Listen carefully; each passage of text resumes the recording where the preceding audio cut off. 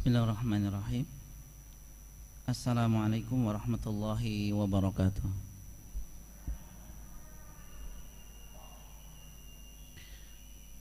Innal hamdalillah nahmaduhu wa nasta'inuhu wa nastaghfiruh wa na'udzu billahi min syururi anfusina wa min sayyiati a'malina. Man yahdihillahu fala mudilla lahu wa man yudlil fala hadiya lahu. Asyhadu an la ilaha illallah wahdahu la syarika lah wa asyhadu anna Muhammadan abduhu wa rasuluh. Allahumma salli ala Muhammad wa ala ali Muhammad.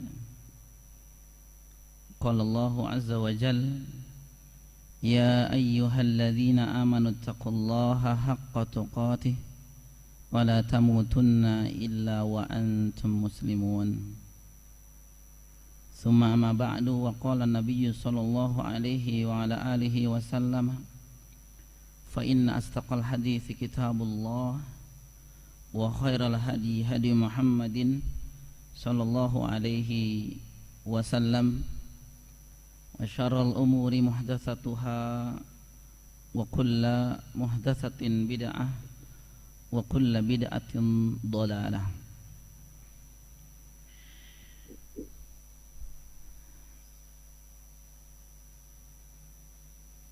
Ibu-ibu dan saudara-saudaraku yang dirahmati Allah Subhanahu wa taala, kita awali ibadah di pagi yang mulia ini dengan memanjatkan pujian kita kepada Allah Subhanahu wa taala,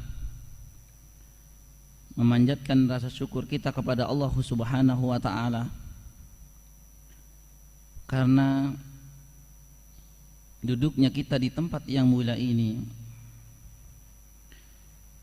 di waktu yang mulia ini pula adalah semata nikmat dan karunia dari Allah Subhanahu wa taala.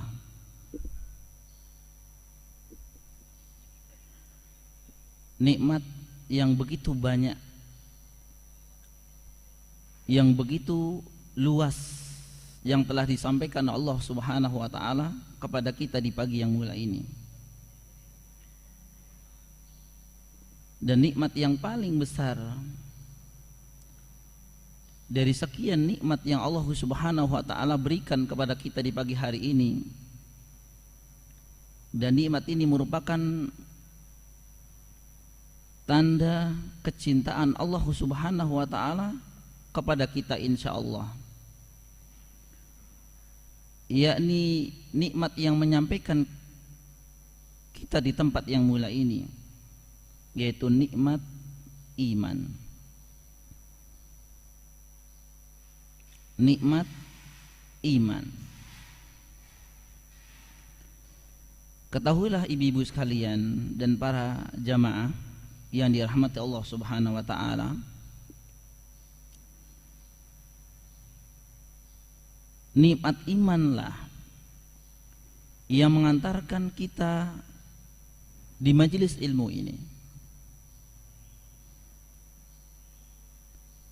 Betapa banyak orang yang memiliki badan sehat misalkan, ya, badan sehat dan kuat,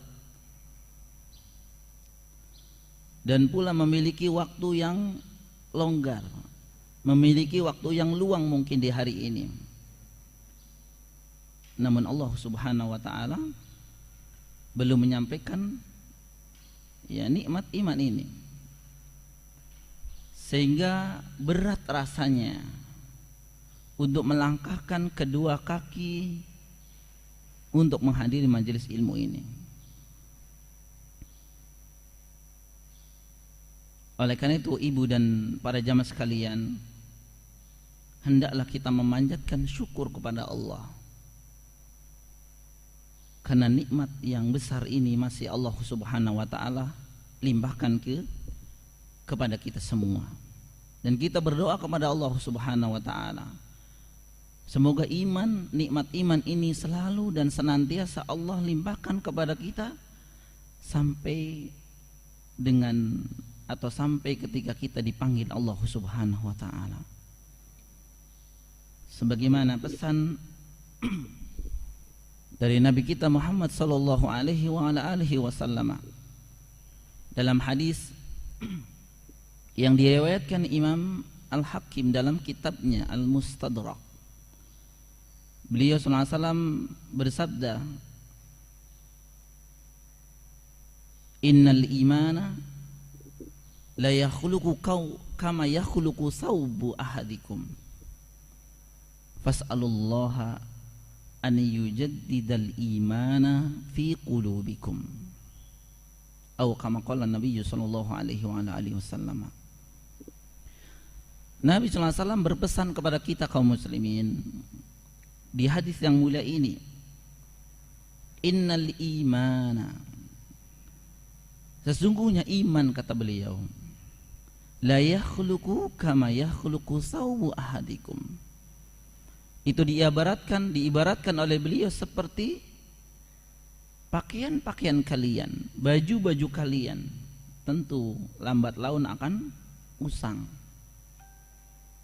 Ya, lambat laun akan usang. Saya sering bertanya kepada ibu-ibu, pernah tidak ibu baju 3 lebaran tidak ganti? Selalu ganti. Bahkan di awal Ramadan sudah siap. Baju apa ini ibu? Buat lebaran. Ibu merasa sudah tidak cocok lagi. Bahkan mungkin ada sebagian baju lebaran kita yang sudah kita injak-injak di depan kamar mandi. Jadi apa? Keset. Hari Senin punya bapak, Selasa punya ibu, Rabu punya anak, Kamis punya bapak lagi. Itu baju lebaran yang lagi. Wah, Masya Allah. Hati-hati.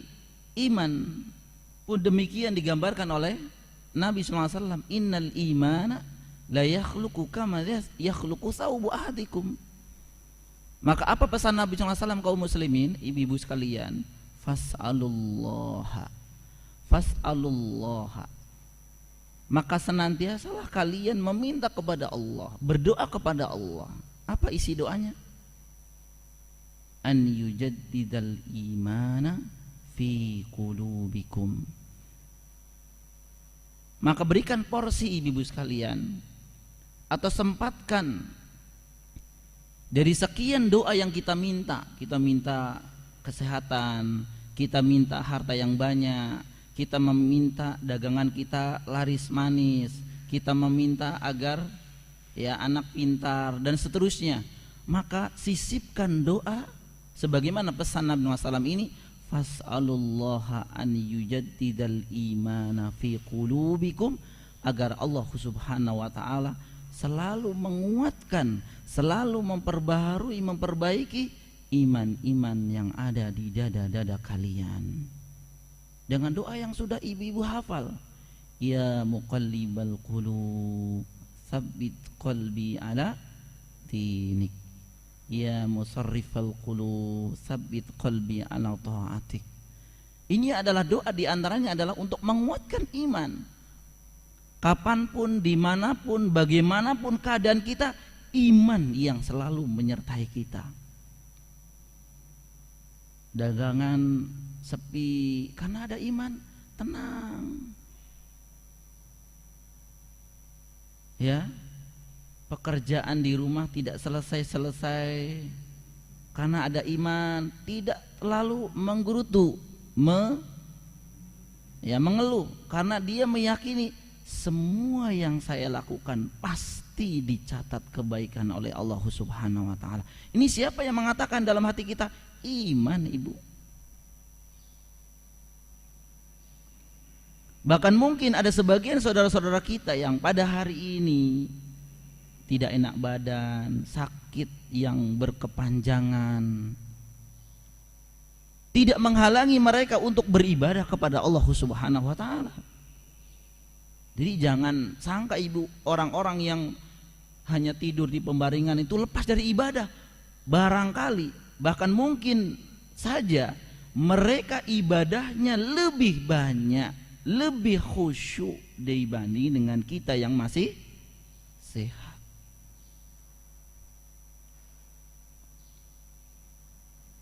Coba ketika Ramadan kemarin ibu yang paling dekat nih, ibu-ibu tarawihnya di rumah atau di masjid?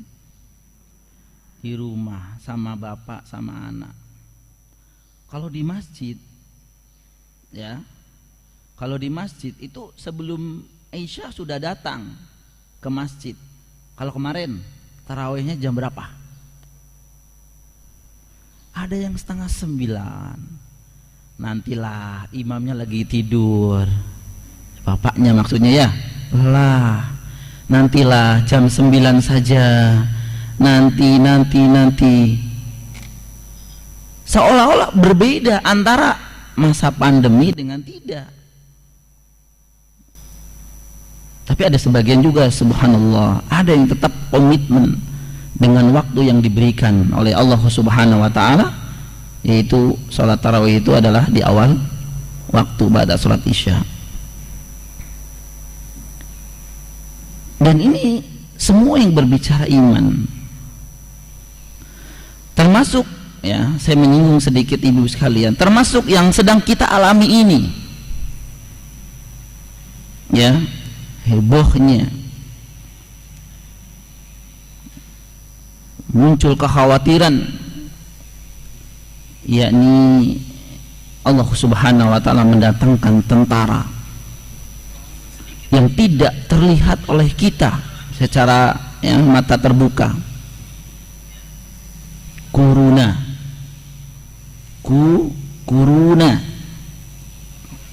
penyakit corona kalau bahasa kita, tanpa didasari iman ibu-ibu sekalian. Tentu bagaimana menyikapi satu musibah atau cobaan dari Allah ini masing-masing akan berbeda, tergantung dari apa ibu? Iman.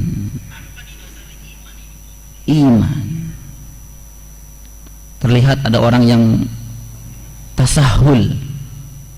Apa itu tasahul ibu? Meremehkan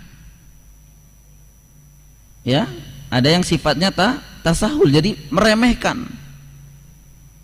Maka ibu-ibu yang ahlu berita ahlu berita ya, kan ada ibu-ibu yang betul-betul getol dengan berita, tiap detik itu harus baca, saya harus baca, sehingga terlena baca Al-Qur'annya ya. Makanya grup WA itu Masya Allah ya, 37 grup, semua informasi tentang ya berita terkini.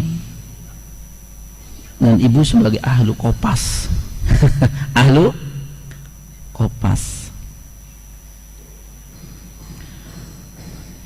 tasahul, bermudah-mudahan, meremehkan dengan satu penyakit ini. Kemudian juga ada sebagian yang berlebihan ya, tasarruf, yaitu berlebih-lebihan.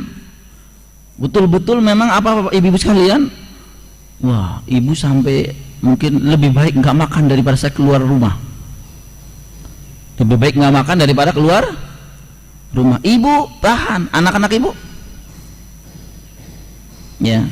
Maka sikap yang baik, sikap yang ini adalah pertengahan, tidak meremehkan, tidak juga berlebihan. Sekali lagi, semua ini pun hubungan eratnya adalah iman. Mengimani bahwa ini adalah tentara yang diturunkan oleh Allah Subhanahu wa taala. Maka siapa yang berhak untuk menghilangkan, yang bisa menghilangkan dan mencegah, yaitu Allah. Maka orang yang beriman selalu berusaha, selalu berikhtiar, berusaha untuk ya secara ilmiah, misalkan meninggalkan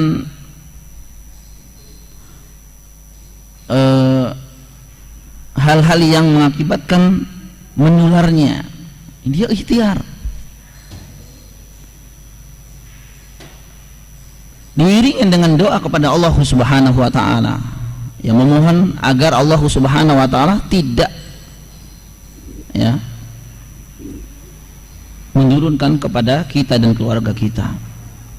Sekali lagi ibu sekalian, kita masih diberikan nikmat yang amat sangat besar. Bahkan nikmat inilah yang membedakan antara manusia yang satu dengan manusia yang lain, dan nikmat ini pula menjadi tolak ukur mulia dan tidaknya seorang hamba di hadapan Allah Subhanahu wa taala. Ya. Ibu hafal surah Al-Hujurat, inna akramakum indallahi atqakum. Dalam ayat yang mulia ini Allah Subhanahu wa taala menjelaskan tolak ukur kemuliaan seorang hamba dalam pandangan Allah Subhanahu wa taala bukan dari banyaknya harta, bukan dari sehatnya badan, bukan dari tampannya, cantiknya, banyaknya anak, bukan dari tingginya jabatan, kedudukan, bukan. Namun apa ibu sekalian yang menjadi tolak ukur mulia di sisi Allah Subhanahu wa taala adalah karena takwanya, karena iman, karena iman. Jika tolak ukur dimuliakannya seorang hamba dikarenakan karena misalkan kedudukannya, hartanya, di mana kedudukan para ulama yang dulunya itu pernah menjadi atau dari keturunan budak. Coba ibu-ibu, saya pernah menyampaikan di sini, para ulama kita yang mulia, yang mereka semua itu keturunan budak, bahkan namanya masih harum di telinga kita sekarang ini. Ada yang bisa menyebutkan ibu? Tentu dari golongan sahabat siapa? Bilal bin Rabah. Bilal bin Rabah. Rabah itu nama bapaknya. Bapaknya itu seorang budak ibu. Namun dalam sebuah riwayat dikhabarkan Nabi SAW pernah mendengar terompah, kedua terompah kaki dari Bilal bin Rabah itu terdengar di surga. Masya Allah, terdengar di surga. Ya kalau ibu mungkin pas waktu sholat gitu ya, ibu kesini, kemudian ibu sering lihat sendalnya yang ibu kenal. Misalkan ini sendalnya ibu Fulana, kan kita juga menganggap Masya Allah ibu ini getol sekali, selalu tepat waktu. Kok bisa sendalnya tahu yang punya? Karena ada namanya ibu ya. Ada namanya Ibu Fulana. Wah, luar biasa. Kita secara zahir pun kita menganggap Masya Allah ini ibu ini ya, luar biasa. Nah, jika terdengar oleh Nabi SAW Bilal, yang beliau ini dari keturunan budak, terdengar terompahnya itu di surga, luar biasa. Kemudian juga selanjutnya dari golongan tabi'in, ulama yang dari golongan budak, dari keturunan budak, namun harum namanya beliau sampai hari ini. Ibu pernah mendengar Imam Hasan Al-Basri rahimahullah ta'ala? Ulama besar pada zamannya ibu sekalian. Ketahuilah ibu sekalian, beliau itu adalah keturunan budak. Kemudian satu dari 4 imam mazhab. Yo, ibu pada jamaah,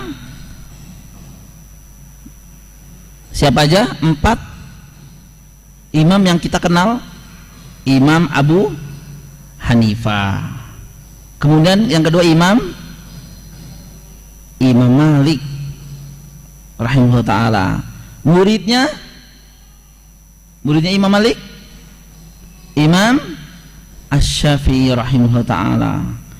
Muridnya Imam Syafi'i Imam Ahmad bin Hanbal rahimahullah taala. Yang kita kenalkan ini Bu ya, Bapak. Yang kita kenal itu 4 ini. Ketahuilah ibu sekalian, 4 imam, satu dari 4 imam ini adalah keturunan budak. Siapa kira-kira ibu? Al-Imam Abu Hanifah rahimahullah ta'ala. Namun kita sering mendengar harum nama beliau.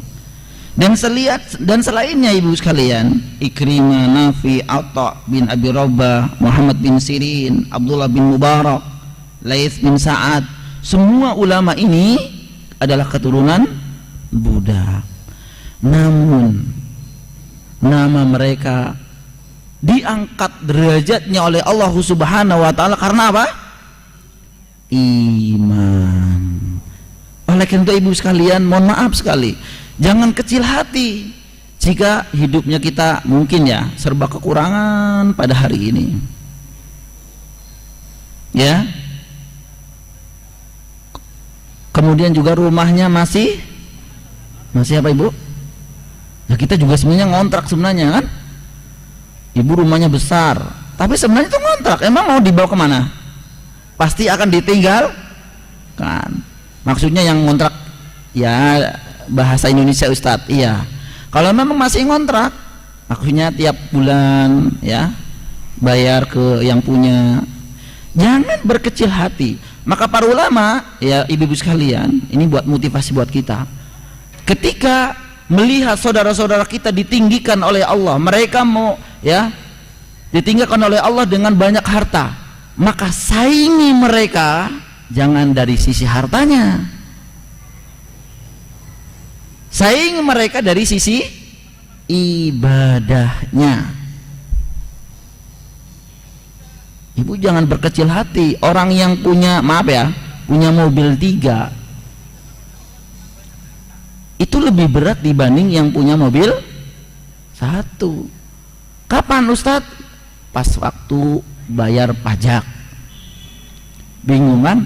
Ini 2,5, ini 3,5, ini 4,5. Iya, ketika keluar rumah memang Masya Allah ya, gagahnya memasuki mobilnya. Tapi ingat ketika lihat plat nomornya bulan 6, wah siap-siap. Bahkan ibu bisa bertanya, udah bayar pajak belum Pak? Ini bulannya 6 loh, saya mengingatkan loh. Kayak tukang pajak aja ibu. Ya, lebih berat ibu-ibu sekalian. Maka para ulama menegaskan apa? Saingi mereka dari jalan apa? Sisi ibadahnya. Saingi. Ibu baca Al-Quran ya, dengan tilawatul Quran, dengan majelis ilmu, dengan banyak ibadah yang lain, sedekahnya ya memang tidak sebesar mereka. Maaf ibu ya, orang yang banyak harta belum tentu juga banyak sedekah, biasanya malah lebih sedikit sedekah, kecuali iman yang menguatkan mereka. Maka sekali lagi ibu-ibu sekalian rahimakumullah, iman adalah penentu selamat tidaknya seorang hamba ketika berhadapan dengan Allah Subhanahu wa taala kelak. Dunia ini kaum muslimin ibu-ibu sekalian itu hanya sebagai perantara saja, sebagai wasilah saja. Coba lihat ibu-ibu sekalian, banyak ayat yang menjelaskan tentang ya keinginan orang-orang yang telah dipanggil oleh Allah Subhanahu wa taala. Diambil nyawanya, mereka memiliki keinginan mereka apa ibu? Dikembalikan ke dunia lagi.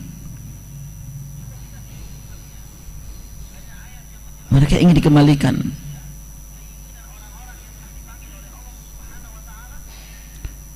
Di surat Al-Munafiqun Allah Subhanahu wa taala berfirman, a'udzubillahi minasyaitonir rajim, ya ayyuhalladzina amanu la tulhikum amwalukum wala auladukum an dzikrillah wa may yaf'al dzalika faulaika humul khasirun.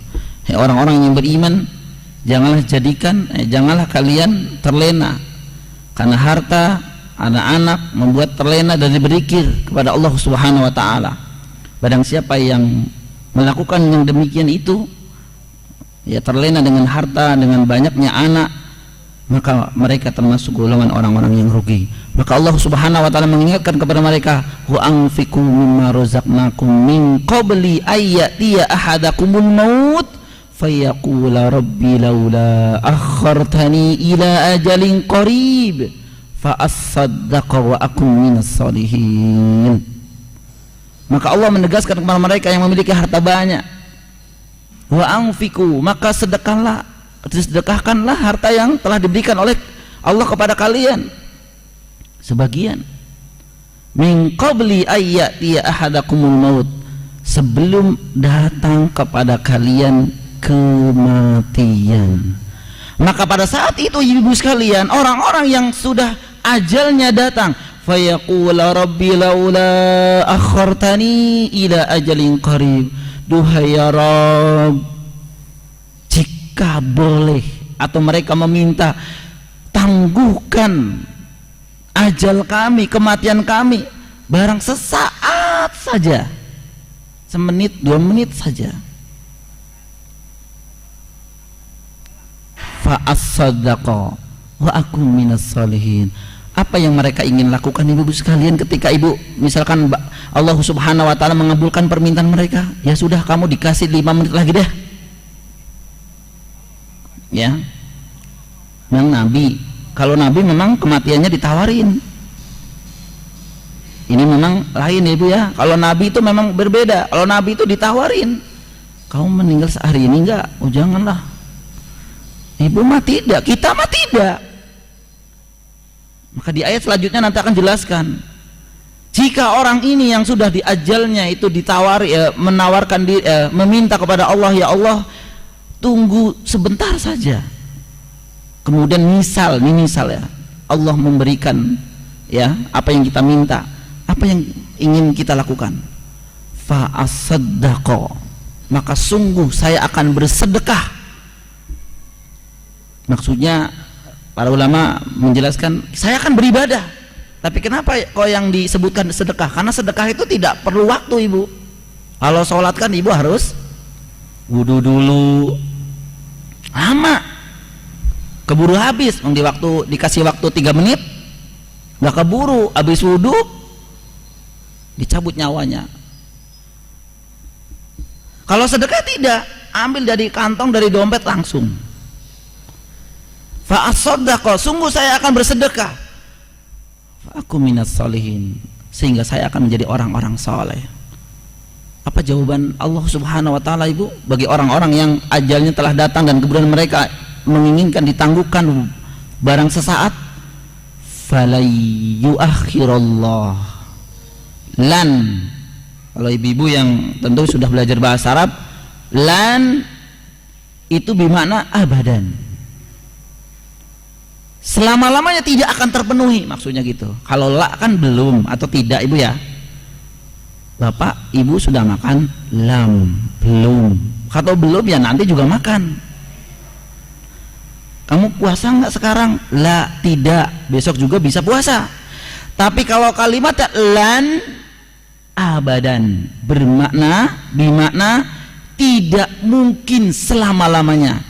Walan yuakhirallahu nafsan idza jaa ajaluha, sekali-kali tidak mungkin Allah akhirkan ajal bagi seseorang yang sudah datang pada waktunya. Apakah harta yang kita miliki akan dibawa ibu? Apakah rumah, mobil, kemewahan, kedudukan yang kita miliki itu akan dibawa? La wallahi, demi Allah Subhanahu wa taala tidak ibu sekalian. Maka sekali lagi, iman adalah tolak ukur kebahagiaan kita kelak di akhirat. Maka bersama-sama ibu sekalian, bukan berarti yang berbicara di depan ibu ini adalah orang yang paling tinggi iman, tidak. Kita bersama-sama ibu sekalian, ayo kita tingkatkan iman kepada Allah Subhanahu wa taala. Karena mau tidak ada yang tahu kapan datang, di mana, bagaimana? Tidak. Di surat Luqman Allah Subhanahu wa taala menyebutkan, wa ma tadri nafsum bi ayyi ardin tamut. Tidak ada satu jiwa pun makhluk yang mengetahui kapan, di mana dia dimatikan oleh Allah Subhanahu wa taala. Maka ibu-ibu sekalian yang dirahmati Allah Subhanahu wa taala, kita menyebutkan nikmat ini begitu panjang sekali. Maka hendaknya kita tuh iri, hasad, ya, iri dan hasad bukan kepada harta orang lain, tapi dari iman orang lain. Kalau melihat saudaranya, tetangganya begitu rajin beribadah, rajin sedekah, rajin sedekah di sini bukan hanya uang ibu ya. Misalkan ada kegiatan apa, dia orang yang pertama, ya. Karena sedekah itu kan sifatnya umum, bisa dengan tenaga, bisa dengan ini, selalu di depan dia. Dia mungkin tidak bisa memberikan hartanya, tapi dia memberikan tenaganya, memberikan pikirannya. Itu sedekah. Semua itu disedekahkan untuk Allah Subhanahu wa taala. Maka lihat orang seperti ini, ibu harus iri. Harus iri. Jadi jangan iri dari hartanya. Ibu sekalian rahimakumullah, dan nikmat-nikmat yang lain yang tentu kita tidak bisa menyebutkan, karena memang Allah Subhanahu wa taala menyebutkan, wa in ta'uddu nikmatallahi la tuhsuha. Karena Allah Subhanahu wa taala menyebutkan dalam ayat mulia ini, jika kalian ingin menghitung nikmat Allah, maka tidak mungkin akan sanggup untuk menghitungnya. Begitu banyak. Ibu-ibu sekalian yang dirahmati Allah Subhanahu wa taala, pada kesempatan yang mulia ini, setelah kita libur ibu ya, berapa bulan ibu? 2 tahun kan, dari Desember, bener nggak bu? Iya, Desember 2 tahun ibu, masya Allah. Tapi kan yang lain nggak libur ibu ya, ini mah pengajian yang ini aja yang libur, yang lain tidak libur. Iya, 2 tahun dari Desember sampai dengan Mei atau Juni ini. Namun kita berdoa kepada Allah Subhanahu wa taala, mudah-mudahan sekalipun libur sampai 2 tahun ya, tetap Allah Subhanahu wa taala mencatat pahala bagi kita seperti kita melakukan majelis ini. Karena Pak Ibu sekalian, sebagaimana mungkin disampaikan oleh guru-guru kita yang lain, bahwa buah dari amal ibadah yang istiqomah, yang istimror, dawam, kan kajian ini kan dawam ibu ya. Ibu di Selasa pertama, Selasa kedua, Selasa ketiga, Selasa keempat itu dawam terus, nggak pernah absen, kecuali mungkin ya karena ibu safar, ibu misalkan nggak enak badan. Tapi karena perbuatan atau amalan ini sudah dirutinkan, walaupun ibu sekalian amalan yang kita sudah rutinkan ini ditinggalkan karena ada uzur.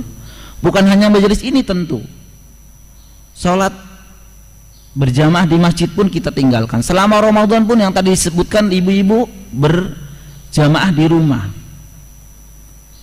ya, rindu dengan masjid. Maka dengan atau atas dasar amalan rutin istiqomah itu, Allah Subhanahu wa taala tetap akan mencatat pahala seperti mereka melakukannya. Maka berbahagialah ibu-ibu sekalian yang memiliki amalan rutin, bukan hanya mungkin majelis ilmu, tapi mungkin amal-amal yang lain.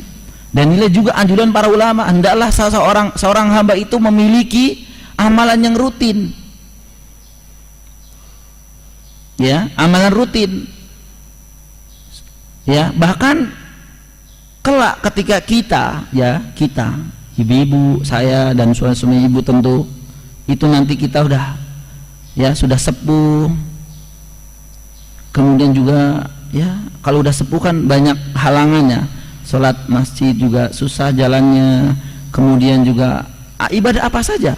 Namun jika kita sudah pernah merutinkan selama muda kita, selama sehat kita ibu-ibu sekalian, walaupun ya, kalipun nanti amalan itu ditinggalkan karena mungkin kita sudah sepuh, insya Allah Allah tetap akan mencatat pahala bagi kita seperti melakukan ibadah yang sudah kita rutinkan sejak kita sehat, sejak kita muda.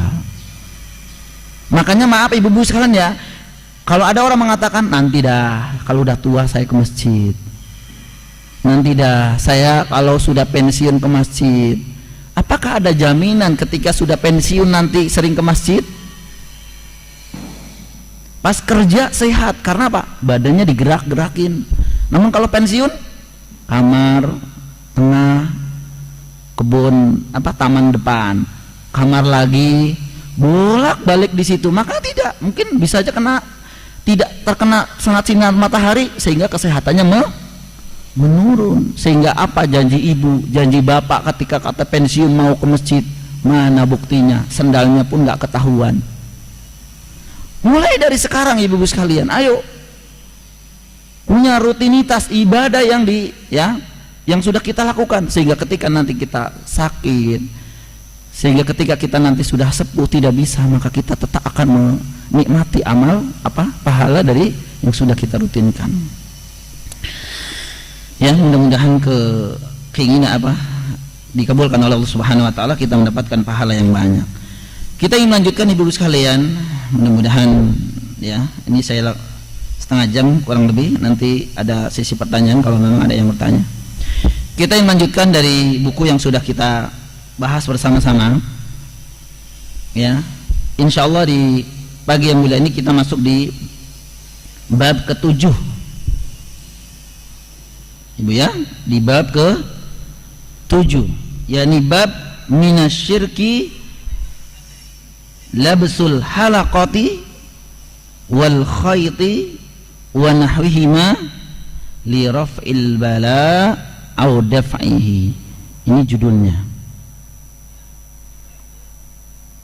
Jadi beliau membahas di bab ini, ketahuilah ibu-ibu sekalian, ini bab ini lanjutan dari bab sebelumnya. Nanti kita akan jelaskan insyaallah pelan-pelan. Minasyirki labsul halaqah wal khayti wa nahwihima li raf'il bala au daf'ihi, yakni termasuk kesyirikan. Beliau cantumkan judul ini, minasyirki, yaitu termasuk kesyirikan, labsul halaqah, yakni memakai gelang. Memakai gelang, tapi jangan titik ibu, karena ibu-ibu pasti kan punya gelang banyak, 5 gram, 4 gram, 3 gram, 10 gram, kanan, kiri, kaki, kanan, kaki, kiri. Ibu ya, kalau kondangan kan dibawa semua, kerincing-kerincing gitu. Jalannya pun sengaja agak ditinggiin biar bunyi keruncung-keruncung. Ya, terus pas waktu ngambil makanan diginiin biar kelihatan. Masya Allah ya. Tapi jangan titik di belum, memakai gelang, waduh syirik, bukan. Kemudian wal khayti, khayt itu adalah benang atau mungkin tali. Wa nahwihima, atau selain dari keduanya itu adalah sejenis. Sekarang mungkin ya, Ustaz saya nggak punya gelang, saya nggak punya benang, tapi tuh ibu, mobil ibu dicandolin sendal bekas, sendal jepit satu di bawah itu tuh ya. Terus di depan ibu tuh di kaca spion buat belakang itu di mobil ibu ada ya mungkin tasbih kali mungkin ya.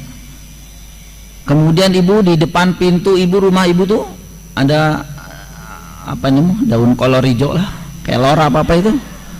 Terus bawang ya, mumpung lagi murah nih, 1 kilo digantung di atas, bawang putih, bawang merah.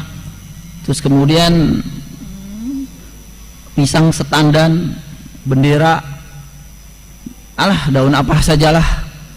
Terus kemudian garam, taburi garam.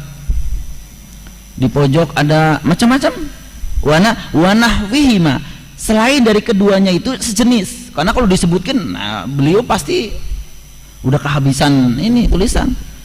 Tapi yang biasa dipakai itu adalah halaqah wal khayt, gelang dan benang. Benang itu bentuknya di macam-macam. Nah, kenapa atau kapan benang atau gelang itu dikatakan termasuk syirik? Li raf'i, jika diniatkan li raf'i, untuk mengangkat atau menghilangkan al bala, itu bencana, au daf'ihi, untuk menghilangkan bala atau menangkal. Ya, menghilangkan itu kalau udah ada, kalau menangkal berarti agar tidak terkena. Barangkali ibu punya gelang yang buat penangkal corona, ada nggak ibu? Nih Ustadz, ini buat penangkal corona, ini 4 bulan saya lockdown pakai ini nggak kena corona, alhamdulillah. Ayo hati-hati ibu, ini pembahasannya masuk di sini. Ya,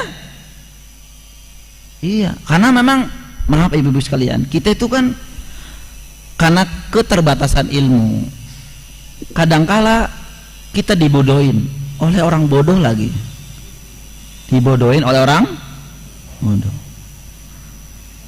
Makanya saya pernah cerita ibu ya, di jamaah kami kemarin yang 15 Januari kemarin itu ada jamaah yang kemana-mana pengen diantar oleh saya, ya bapak-bapak. Beliau bilang gini, Pak Ustadz, pokoknya kalau saya beli apa-apa tawarin ya. Maksudnya apa sih namanya, saya yang nawar gitu. Sebenarnya pakai bahasa Indonesia juga nggak apa-apa, cuma nggak pede dia. Nah ternyata pas lewat batu akik kan ada banyak di sana ya Pak Ibu ya, di apa namanya, di pasar, di Uhud atau di mana saja. Wah dia kesengsem, seneng, waduh Ustadz cakep banget nih, tolong dah Ustadz di apa namanya, tawar. Nah sebelum saya nawar, saya ngomong sama bapak ini, Pak ada syaratnya saya beli. Oh apa syaratnya Pak Ustadz katanya. Saya bilang gini, ini batu buat siapa dulu? Nah, dia bilang buat saya dan buat oleh-oleh keluarga. Oh baik, jelas lah ya, atau temen. Yang kedua saya syaratkan, ini nanti bapak jelaskan tidak ada khasiatnya. Jelaskan, ini cuma oleh-oleh. Jangan ada nanti, dari Arab, ini batu dari Arab nih, nanti disepuh pakai minyak wangi, macam-macam. Sedangkan di sana mah belinya cuma 5 real. 5 real itu berapa ibu? 20.000. Tapi ketika ya gara-gara dia pulang haji, dia pulang umroh, dikasih batu akik sama Pak Haji itu, kata beliau bilang begini, dirawat ya, kalau kamar mandi jangan masuk ya, terus tiap malam ini di ini ya. Itu saja ngomong, langsung tuh ibu. Ini ya biasanya ya. Sedangkan di sana, maaf ibu ya, itu beli cuma 20.000. Bahkan mungkin kalau ditawar 10 real itu 3, berarti cuma berapa? 15 ribuan. Murah sekali. Cuma karena belinya dari sana, terus kemudian ada tambah-tambahan ini dirawat, akhirnya karena miniman ilmu, wah luar biasa. Nah setan kan mengikuti dia. Ketika ada keyakinan, dan itu pula setan yang terus ngompor-ngomporin, akhirnya setan masuk kemana? Ke batu akik tersebut.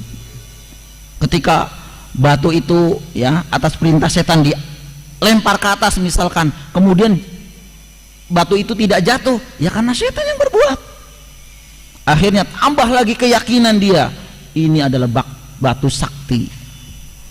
Wah luar biasa. Akhirnya jadi dukun. Itu kan biasa berawal dari situ ibu sekalian.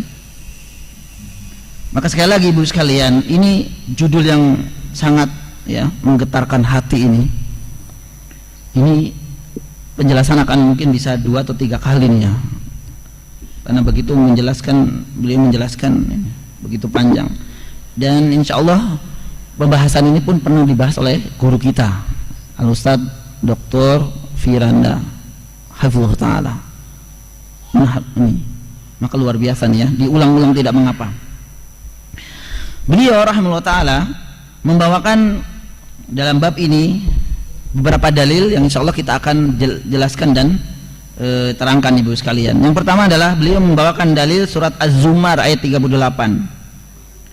Ya, firman Allah Subhanahu wa taala, a'udzubillahi minasyaitonirrajim, qul afara'aitum ma tad'una min dunillah in aradani-Allahu bidurrin hal hunna kashifatu durrihi aw aradani birahmah hal hunna mumsikatu rahmati qul hasbiyallah alaihi tawakkalul mutawakkilun. Katakanlah wahai Muhammad kepada orang-orang musyrik,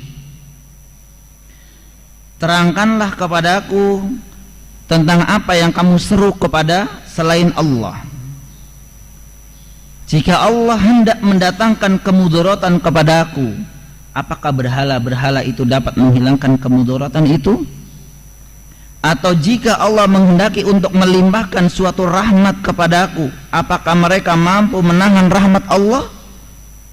Katakanlah, cukuplah Allah bagiku, hanya kepada Allah lah orang-orang berserah diri, bertawakal. Ayat yang mulai ini ibu-ibu sekalian rahimakumullah, insyaallah akan dijelaskan selanjutnya sebenarnya. Namun inti dari ayat mulai ini adalah larangan, ya, menyandarkan diri kita kepada selain Allah Subhanahu wa taala. Karena sebenarnya yang mendatangkan, yang menolak, yang mendatangkan manfaat, yang menolak madarat atau menghilangkan madarat, itu hanya siapa ibu-ibu sekalian? Allah Subhanahu wa ta'ala. Allah Subhanahu wa ta'ala. Selainnya tidak. Karena selain Allah makhluk, selain Allah makhluk. Maka digambarkan ayat yang mulai ini, orang-orang musyrikin Quraisy, mereka itu meminta perlindungan dan seterusnya kepada berhala-berhala mereka. Maka ditantang oleh Allah Subhanahu wa ta'ala, jika Allah hendak mendatangkan kemudaratan, apakah berhala-berhala itu bisa menghalanginya? Tidak bisa. Kemudian juga beliau rahimahullah ta'ala membawakan dalil hadis Imran bin Husain wa an Imran ibn Husain radhiyallahu anhu anna Nabiyya sallallahu alaihi wasallam ra'a rajulan fi yadihi halqah min sufrin. Yani Imran bin Husain radhiyallahu taala anhu, beliau pernah bercerita bahwa Rasulullah SAW melihat seorang laki-laki memegang gelang yang terbuat dari kuningan. Nih ibu sekalian, Imran bin Husain radhiyallahu anhu menuturkan bahwa Rasulullah SAW melihat seorang laki-laki memakai gelang yang terbuat dari sufrin, yaitu kuningan. Coba ibu, saya mau tanya, yang laki-laki yang diceritakan Imran itu siapa?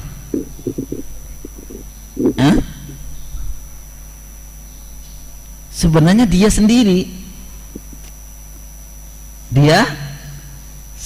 Sebenarnya Nabi SAW melihat laki-laki yang memakai gelang dari kuningan, itu laki-laki itu ya dia sendiri sebenarnya.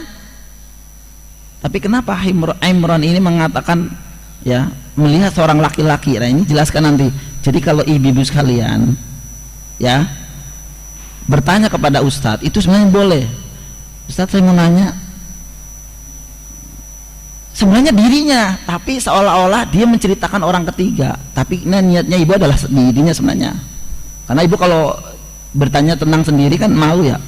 Pak Ustadz, suami saya kemarin, wah suami ibu ya, saya tahu Pak Dudi. Kan akhirnya kan pusing saya mau jawab Pak Dudi. Tapi kalau ceritanya, Ustadz ada orang terus diginiin ya, makanya dibilang orang ketiga. Maka ini diceritakan nanti memang dibolehkan ya. Kemudian beliau bertanya, Rasulullah SAW bertanya kepada laki-laki tersebut, yaitu Imran ini, mahadhihi, ini apa? Sambil dipegang Nabi Muhammad, ini apa ini? Ya, qala, maka Imran atau laki-laki ini menjawab, minal wahina. Ini adalah wahina. Wahina itu ya buat penguat lah kalau bahasa kita. Faqala, maka Nabi SAW bersabda atau berkata kepada laki-laki ini, insaha fa innaha la taziduka illa wahnan fa innaka law mitta wa hiya 'alaika maflahta. Ya, ketika Nabi SAW bertanya, mahadhihi, apa ini? Gelangnya dari kuningan tersebut. Maka dia mengatakan minal wahina, ini dari wahina, artinya buat penguat. Maka Nabi SAW bersabda apa? Inzaha, lepas. Ya, lepas gelang tersebut. Fa innaha, kata Nabi SAW, karena sesungguhnya ya gelang tersebut la taziduka illa wahnan, tidak akan menambah kecuali kelemahan pada dirimu. Fa innaka, maka jika gelang itu masih ada padamu, maksudnya masih dipakai, laumita, kemudian engkau mati, meninggal, wahya alaika, ya masih dipakai, maksudnya pas meninggal masih dipakai, maksudnya bukan hanya dipakai, masih ada keyakinan. Kata Nabi, maflahta, maka engkau tidak akan beruntung selama-lamanya. Kalau kita balik, tidak beruntung selama-lamanya, maka engkau akan rugi selama-lamanya.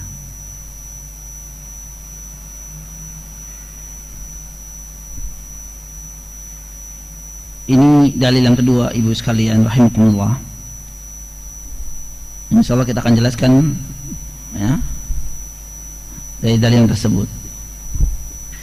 Kemudian juga beliau membawakan sebuah riwayat dari Imam Ahmad dari Uqbah bin Amir dalam hadis yang marfu'. Rasulullah SAW bersabda, man ta'allaqa tamimatan fala atamallahu lah, wa man ta'allaqa wada'atan fala wada'allahu lah, wa fi riwayah man ta'allaqa tamimatan faqad asyraq. Barang siapa yang menggantungkan tamimah, ya, tamimah itu apa ibu? Jimat. Jimat yang awalnya, kalau dulu orang-orang Arab, tamimah itu digunakan untuk mencegah penyakit ain. Penyakit ain itu adalah penyakit dari pandangan hasad, dari pandangan tidak suka. Kata Nabi SAW, al-ainul haq, bahwa penyakit ain itu ada, kata Nabi, bahwa penyakit ain itu memang benar adanya adalah benar ada, jadi bukan hayalan, nggak mungkin, bukan. Kata Nabi SAW, al-ainul haq, penyakit ain itu memang ada, dan ini bisa menjangkit siapa saja, anak kecil, dewasa, bahkan ke binatang pun kena, ya. Misalkan ibu punya sapi nih, peternakan sapi, ya, kemudian ada beberapa sapi mungkin yang lahiran. Sekali ada yang 2, ada yang 3 mungkin dalam satu perut.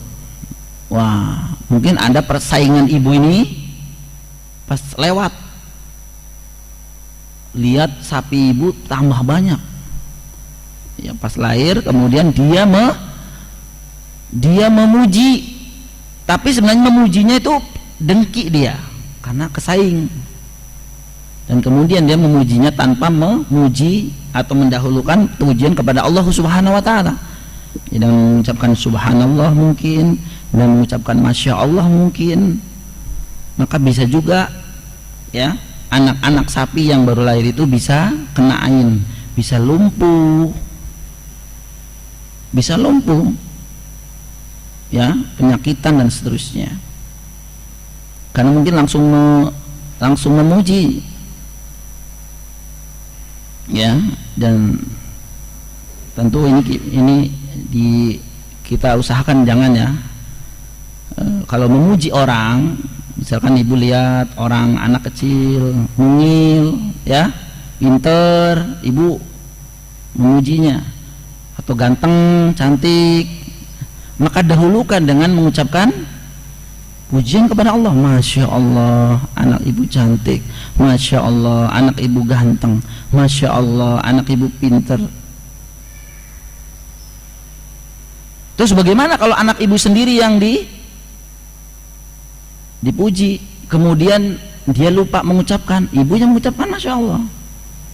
Misalkan ya, ada orang yang lupa mungkin ya, atau bahkan dia nggak tahu, aduh anak ibu ini pinter banget, ibu langsung bilang Masya Allah. Jadi jangan, iyalah anak saya, bahaya anak saya, jangan. Jadi kalau anak ibu atau siapa ibu dia, ibu yang buru-buru Masya Allah ya, itu tamimah. Jadi awalnya itu digunakan untuk tolak bala maksudnya, tapi buat penyakit ain. Biasanya ya kalau sekarang kalau bayi yang baru lahir biasanya dipakai apa ibu? Di sini biasanya hitam, bener nggak? Buat apa ibu? Tolak bala. Dari ibu dukun bayi ya, dia kan merangkap dukun bayi dan dukun ya, dipakai ini tuh biasanya di sini hitam ya, itu tolak bala kan. Tuh nggak dipakai gitu juga nggak apa-apa kan. Nah, saya pernah bertanya, ibu untuk apa ini?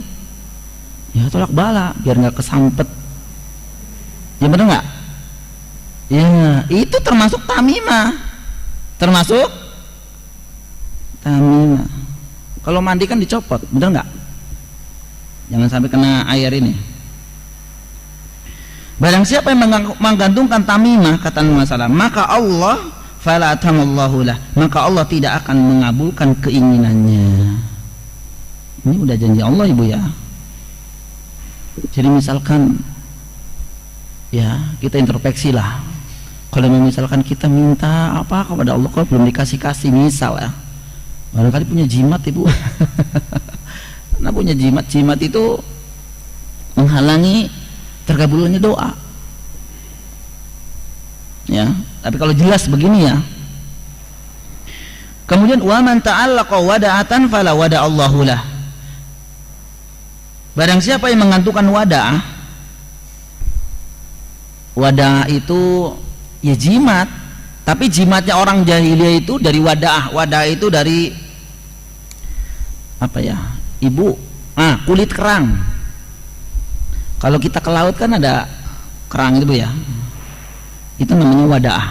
Kalau orang jahiliyah itu dulu apa sih namanya, kulit kerang itu buat jimat. Kalau sekarang buat anak-anak ibu buat mainan apa namanya, iya apa aja lah gitu. Apa tuh buat hiasan juga. Kalau barangkali juga karena sekarang juga ada film-film tuh, sinetron apa namanya, jin-jin gitu ibu ya, itu kan keluarnya dari mana? Dari kerang itu. Nah itu anak-anak itu bahaya ketika melihat kerang, wah ini ada jinnya pak gitu, karena lihat televisi. Maka barang siapa yang menggantungkan wada'ah, ya, itu kulit kerang lah ya.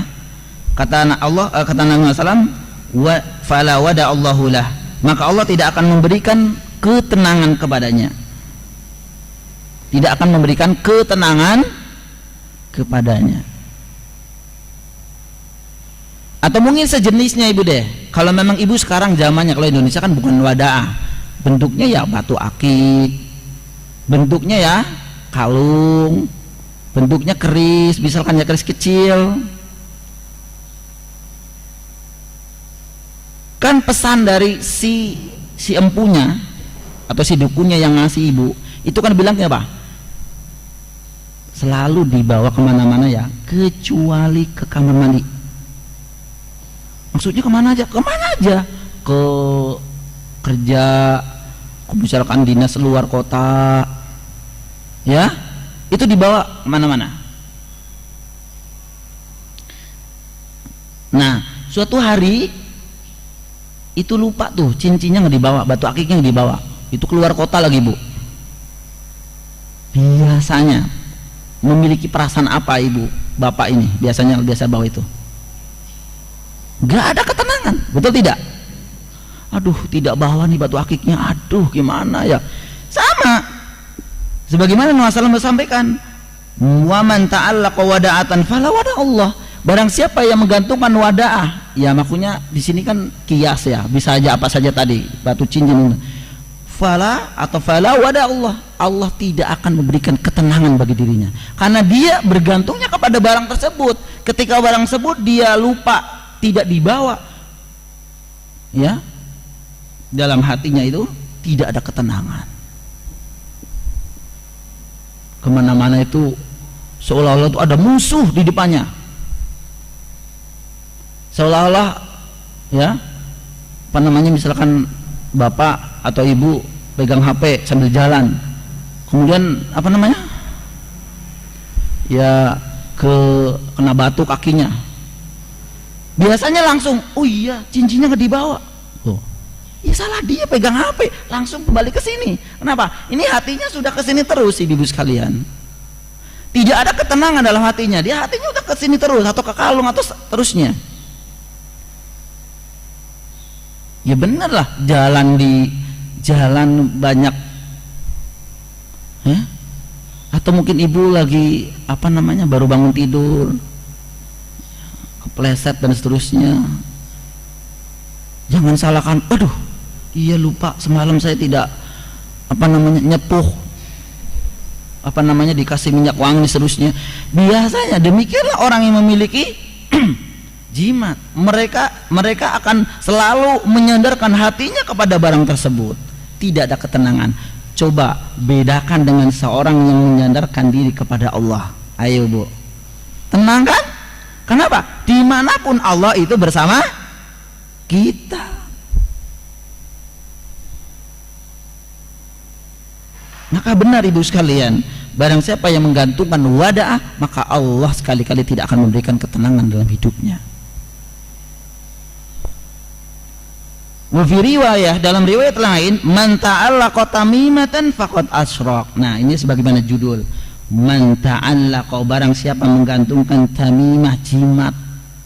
Jimat itu ya tadi betul gelang, benang, wa nahwihima, dan selain itu atau semacam itu yang tadi disebutkan, mungkin ya sendal jepit dikalungkan di mobil belakang ibu, ya, kemudian jahe merah,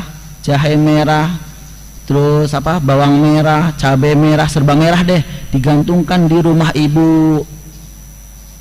Kemudian apa lagi bu selainnya?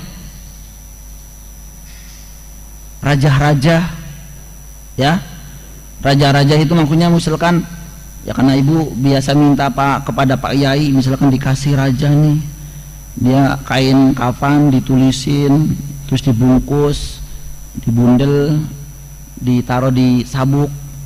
Saya pernah mendapatkan demikian. Apa kata Nabi? Faqad asyraq, maka dia termasuk atau sudah melakukan kesyirikan. Tapi nanti kita akan bahas. Tapi biasanya ibu kan gini, kita tanya, ini apa Bu? Ini gelang buat tolak balak. Syirik Bu. Ya nggak apa-apa kok, ini kan saya juga minta sama Allah kok, gitu kan, begitu Ibu ya? Jawabannya pasti gitu, saya juga tawakal sama Allah, sholat juga menghadap Allah kok, saya umroh juga ke Ka'bah. Syiriknya di mana? Nah, kita akan jelaskan di sini.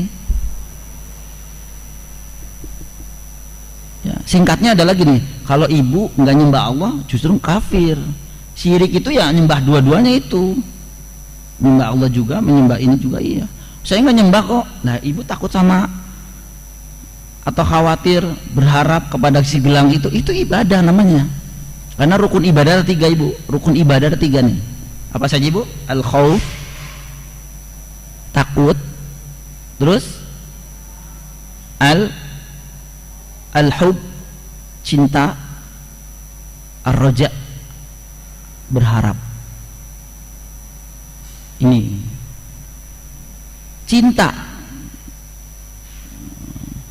melebihi dari mencintai, melebihi dari tabiat. Maka dibilang kan ketika Umar bin Khattab ditanya oleh Nabi SAW apa namanya, bahwa saya mencintaimu setelah mencintaiku dulu. Kata Nabi apa? Engkau belum termasuk imannya belum sempurna kalau saya dan Allah itu lebih dicintai lebih daripada dirimu. Cinta kepada diri sendiri, cinta kepada pasangan itu tabiat Ibu ya. Tapi kalau melebihi jadi tabiat, nah ini yang disebut kesyirikan. Takut juga, kita takut sama orang yang stres, pegang-pegang golok di jalan. Kata Ustaz nggak boleh takut kepada selain Allah. Ibu berani deketin dia? Takut. Ini takut tabiat Ibu, seperti Ibu takut kecoa, Ibu takut ular, Ibu takut tabiat. Ini tabiat manusia memang takut. Ada yang takut kecoa, ada yang takut ular, ada yang takut ayam, ada yang takut. Tabiat, gak apa-apa. Tadi ada orang yang pegang-pegang pistol kemana-mana tuh, kayaknya udah ini takut. Ibu bersembunyi, yaitu tabiat. Tapi kalau takutnya lebih dari tabiat, maka ini kesyirikan. Roja juga berharap, dan seterusnya. Maka 3 ini ada, ya, ada dalam masa ibadah nih. Rukun ibadah harus cinta, takut, dan berharap. Masya Allah Ibu. Dan yang terakhir Ibu sekalian, beliau membawakan dalil dari Ibnu Abi Hatim, meriwayatkan dari Hudzaifah bahwa melihat seorang laki-laki yang tangannya ada benang, ya. Wali Ibnu Abi Hatim an Hudzaifah annahu ra'a rajulan fi yadihi khaytun, ya, fi yadihi khaytun min. Kemudian beliau melihat seorang laki-laki yang tangannya ada benang untuk mengobati sakit panas. Maka dia putuskan benang itu seraya membaca firman Allah Subhanahu wa taala, "Wa may yu'min aktsaruhum billahi illa wa hum musyrikun." Dan sebagian besar dari mereka tidak beriman kepada Allah melainkan dalam keadaan mempersekutukan Allah dengan sesembahan yang lain. Ya. Dan riwayat ini pula menjelaskan bahwa tidak diperbolehkan untuk memakai benang, ya, memakai benang.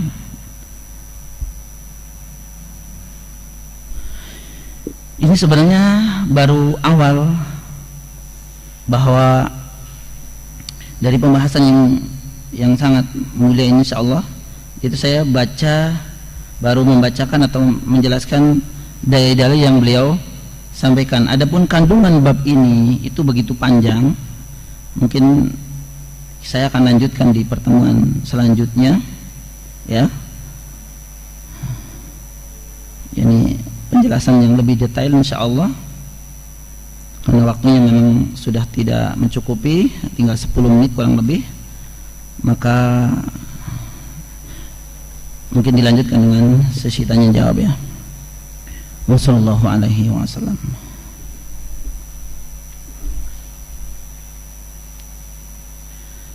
Ini di grup Di grup belum ada Ibu ya, adanya di kertas yang tadi saya baru terima.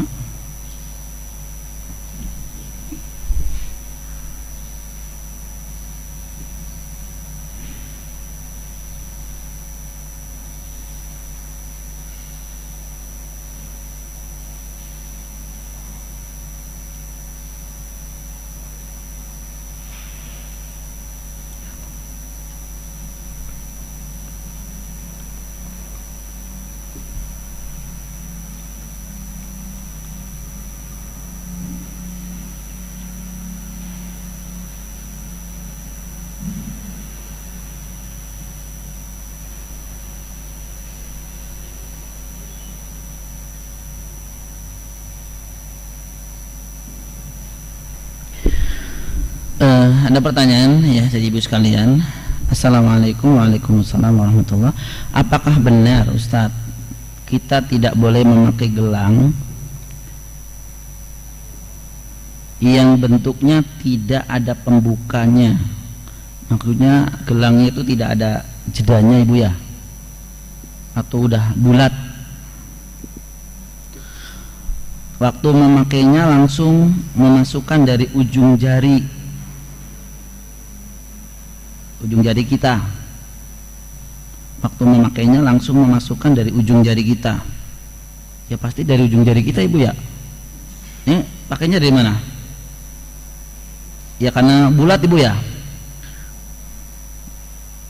karena kalau ada jeda kan bisa dari dibuka ya.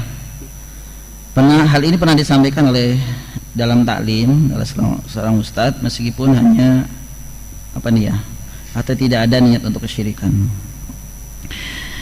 Wallahu alam Ibu sekalian, Allah alam shawab. Saya sepertinya baru mendengar pertanyaan seperti ini ya. Gelang harus seperti ini, harus seperti itu.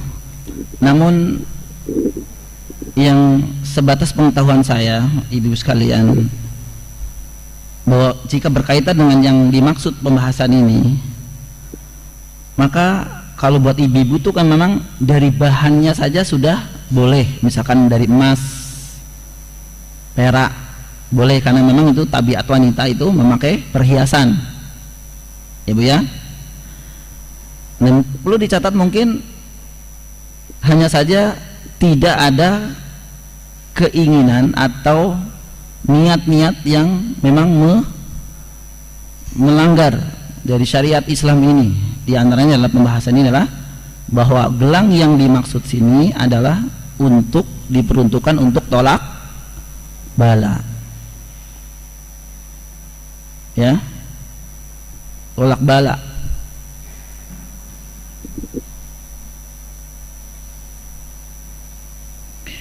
Kemudian juga tidak diniatkan untuk kesombongan. Nah, ya. Tidak diniatkan untuk kesombongan. Terus dipakai kapan Ustaz? Ya dipakai di rumah. Ya. Di rumah enggak gitu. Kalau dipakai harus keluar. Kalau keluar rumah pakai itu 10 gelang dipakai. Ya, Allah alam, ini membahayakan juga. Ya. Jadi untuk bentuknya atau harus ada jeda atau apa, Allah alam sesuatu. Saya belum tahu. Ya, tapi secara umum kalau buat ibu-ibu apapun bentuknya ya, setahu saya ini, kemudian juga bahannya apa saja ya, kecuali tadi tidak diniatkan untuk ya, kesyirikan, dan kemudian juga tidak kesombongan. Allahu a'lam bishawab Ibu ya. Hanya mungkin saya tambahan Ibu ya, untuk cincin biasanya ya, kalau ibu-ibu sih sudah ini, biasanya untuk bapak-bapak apakah boleh? Maka boleh Ibu ya.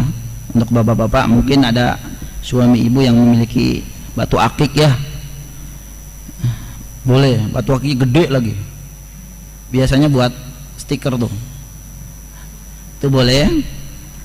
Namun memang ada tuntunan ya, Nabi SAW itu memakai cincin itu tangan kiri, terus jari kelingking, terus matanya bukan di sini tapi di sini. Ada nggak yang pakai matanya di sini? Kalau matan di sini gimana? Nggak kelihatan Ustadz. Ya memang Nabi SAW itu memakai cincin itu buat stempel kan, khotam. Jadi buat stempel ketika beliau mengutus atau menulis surat, ya. Kemudian di stempel di situ Muhammadur Rasul, la ilaha illallah Muhammadur Rasulullah, stempel. Ya, tapi para ulama mengkiaskan bahwa memang Nabi SAW juga memakai, maka kita dibolehkan untuk memakai. Tapi ya sekali lagi hati-hati juga untuk meniatkan gitu. Karena kadang-kadang menjadi apa namanya, lalai. Kalau biasanya yang punya batu akik itu dikit-dikit digosok ini ya, seperti itu. Jadi mungkin itulah yang mungkin ya makanya Allah alam, kalau memang suka ya tidak mengapa, yang ini tidak terus unsur kesombongan dan yang lainnya. Terus kemudian yang berhubungan, ini masih seputar ini Bu ya Bapak, bagaimana jika gelang itu untuk pengobatan? Sebenarnya nanti akan kita bahas sebenarnya, tapi Ibu biar ini masih ada 5 menit. Biasanya gelang magnet, bener nggak? Gelang apa cincin magnet?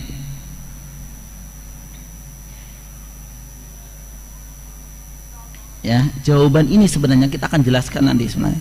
Tapi intinya gelang magnet boleh. Ya, gelang magnet maksudnya tujuannya untuk pengobatan, karena memang secara ilmiah, secara pengobatan pun diakui, maka ini diperbolehkan. Tapi akan lebih jelas lagi insya Allah kita akan jelaskan. Maka tadi disebutkan perbuatan syirik memakai gelang itu yang seperti apa. Dan di sana akan terbagi 2, syirik kecil dan syirik besar. Seperti apa syirik kecil dan seperti apa syirik besar? Wa insyaallah ta'ala kita akan jelaskan di pertemuan selanjutnya atau di bulan akan datang. Mudah-mudahan Allah Subhanahu wa taala menyampaikan kita ke bulan akan datang. Amin ya rabbal alamin. Tidak ada pertanyaan lagi ya ibu-ibu sekalian. Di grup ibu-ibu juga tidak ada, hanya satu ini. Maka saya cukupkan. Atau ada lagi Bu? Atau selain dari yang dibahas tidak mengapa, karena masih ada waktu sepertinya.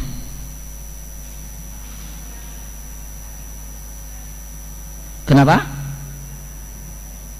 Menghilangkan. Baik. Menghilangkan penyakit ain kalau memang sudah terkena, ada 2 cara ibu sekalian. Ada 2 cara. Yang pertama, dimandikan ya, dimandikan bekas air wudhu orang yang mengain. Ayo ibu bingung, yang ngain aja nggak tahu Ustaz, betul ya? Dengan dalil ini sebenarnya maka ibu, tapi biasanya kalau secara langsung biasanya ketahuan. Misal ya, ibu punya tadi ya hewan ternak, kambing misalkan ya. Semalam ibu masih makan, sehat tuh 5 sehat semua. Terus pagi sebelum subuh ibu juga ngasih, ya sebelum subuh juga ngasih makan, juga sehat semua. Setelah subuh ibu datang, ada 1 yang lumpuh. Ibu buru-buru, wah ini biasanya ini kenapa? Dicek-cek, terprosok enggak, terus apa enggak, luka enggak, ternyata nih. Biasanya kalau yang udah tahu itu biasanya, oh ini penyakit ain. Tanya siapa yang tadi lewat, siapa yang tadi lewat. Biasanya kalau lewat kan gemuk-gemuk nih ya. Nah kalau memang lewat kemudian cari tuh orang itu, oh si fulan, maka kalau memang benar tadi kamu lewat, iya, suruh berwudu dan kemudian bekas air wudunya dimandikan ke kambing tersebut. Ini kalau tahu. Kalau sekarang tidak tahu, kenapa tidak tahu? Iya, karena ibu baru lahiran, bayinya buat status. Benar nggak Bu? Buat status di Facebook, di WA, di di mana-mana. Kok nangis terus? Dicokot, digigit semut enggak, bentol-bentol enggak. Kenapa nangis? Biasanya penyakit ain. Kenapa? Ibunya baru ngupload di Facebook. Ada orang yang memang mengharapkan kehadiran sang jabang bayi, kenal lagi, dia bilang sok banget ibu ini, lahiran juga. Begitu misalkan, itu pandangan dengki ibu, bisa jadi gara-gara dia baru satu aja udah bangga, wah gitu ya. Ini bahaya ibu sekalian, maka jangan gitu, jangan. Kecuali mungkin ya grup keluarga insya Allah kan ya semuanya senang ibu ya kelahiran gitu. Tapi kalau udah di lain jangan, apalagi sengaja dijaprin semua dijaprin tuh, masya Allah ibu. Ada juga yang senang doain barakallahu fiik, ada juga yang tidak balas. Nah bahaya. Nah kalau begini kan nggak tahu siapa yang ini, maka cara yang kedua diruqyah. Ya iya, dibacakan ayat-ayat Al-Quran kepadanya.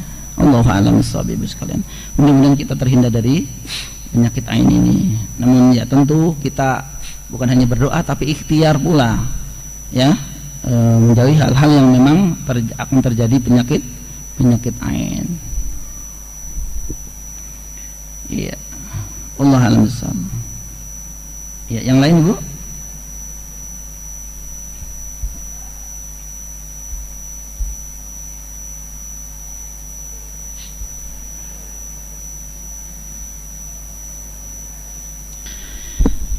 Baik, sekali lagi ibu sekalian, ini baru pembahasan awal. Saya sampaikan di awal tadi, kita bisa 2 atau 3 kali ini sepertinya, tapi mudah-mudahan 2 kali saja, karena saya tidak ingin buru-buru ibu sekalian ya. Setiap pembahasan memang kita harus teliti ya, karena ini subhanallah ya, pernah dijelaskan oleh guru kita, beliau Syed Al-Ustad Dr. Firanda Dijahullah Ta'ala menjelaskan ini, dan saya pun banyak menyampaikan dari hal-hal yang beliau sampaikan. Sampai di sini ibu sekalian, Allahu a'lam bishawab. Mudah-mudahan apa yang saya sampaikan ini adalah benar, dan ketahuilah kebenaran itu datang dari Allah, dan apabila memang salah saya mohon ampun kepada Allah Subhanahu wa taala, dan ini semata dari kebodohan saya pribadi. Kita berdoa kepada Allah Subhanahu wa taala, mudah-mudahan kita dipertemukan kembali, dan ibadah-ibadah yang sudah kita lakukan mudah-mudahan Allah Subhanahu wa taala terima, jadikan pahala bagi kita. Dan yang terakhir, mudah-mudahan Allah Subhanahu wa taala menjaga kita dari segala virus Bapak Ibu ya. Kita dijaga, kita, keluarga kita, saudara-saudara kita, dan mungkin kalau memang ada saudara kita, teman kita yang ya dinyatakan positif dan seterusnya, maka kita berdoa kepada Allah mudah-mudahan mereka disembuhkan oleh Allah Subhanahu wa taala. Amin ya rabbal alamin. Saya akhiri, subhanakallahumma wa bihamdik, asyhadu an la ilaha illa ant, astaghfiruka wa atubu ilaik. Assalamualaikum warahmatullahi wabarakatuh.